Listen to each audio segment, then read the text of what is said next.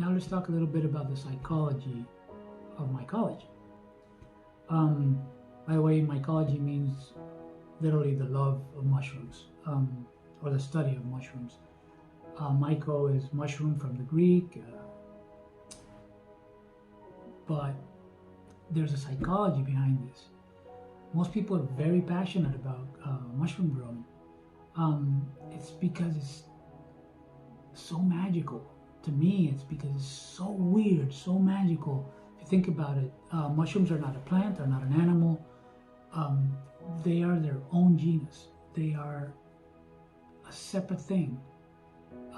Mushrooms are more related to animals and humans than to plants. They are such wacky things. They're incredible.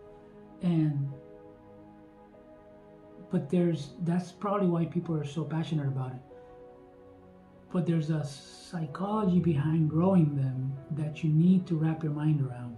It's not like growing plants. Plants, you can just throw seeds, blah, blah, blah. You don't need to sterilize anything. You don't need to worry about mold, any of it. There is chemistry involved here. This is chemistry. This is science.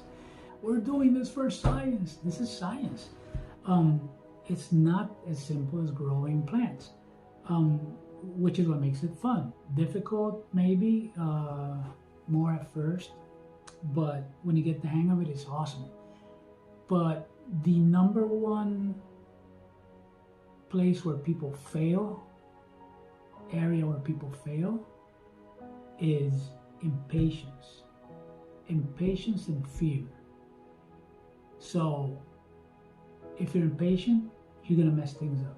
You're not gonna clean things as well. You're not gonna sanitize or correctly, or you're not going to sterilize something for long enough because you can't wait.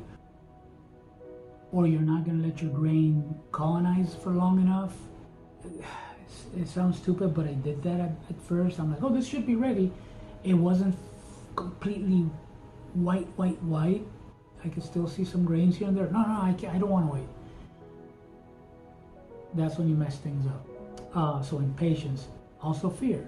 You see one little thing, oh my God, it's contaminated, or oh, this petri dish, agar cup, it's got a little bit of condensation in there. Let me clean it. Open it up, clean it with alcohol or something, put it back, and you ruined it.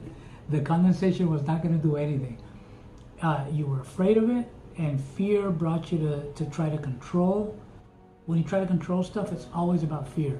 I'm scared of this, so I want to control it. And that's where you mess up. You ruin it because you're afraid. And you get what you fear. That's it. So, impatience, fear, and control. You don't control. Think about this. This is very important. From here on out, don't try to control. You facilitate. There's a difference. When you control, you try to bring about an effect. You try to control things and make things happen. When you facilitate, you create the environment so that things can flourish. You create the conditions so that things can happen there. Same as with a plant. If you don't water it, it's gonna die. So it needs those conditions. If you water it too much, you messed up the conditions. Now it's too wet and it dies. If it needs a lot of sun and you get it in the shade, you're not giving it the right conditions. You're not facilitating what the plant needs to grow and to do what it needs to do. So don't control, facilitate. That's very, very important. Make it your mantra, right? Also, another mantra. The more you fiddle with things, the more chances you're giving it to contaminate. The more you mess with it, the easier it's going to contaminate. Repeat after me. The more you mess with it, the easier it's going to be for it to contaminate. Drill that in your head. Try to fiddle with things as the least amount of time as you can. If you need to open something, open it fast. Do what you need to do. Close it super fast. Don't linger. Don't poke at it.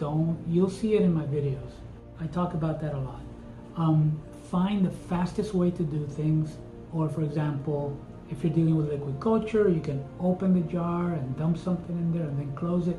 If you can avoid that and use a syringe, and you'll see this in the videos later, use a syringe instead, you never opened it. So if you never open it, it's very hard to get contaminants in there. And again, contamination and stuff like that I've been talking about is finding a balance between simplicity and effectiveness. We want to keep it as simple as we can, the KISS principle, but not so simple as to the point where you're being careless and you're just contaminating crap.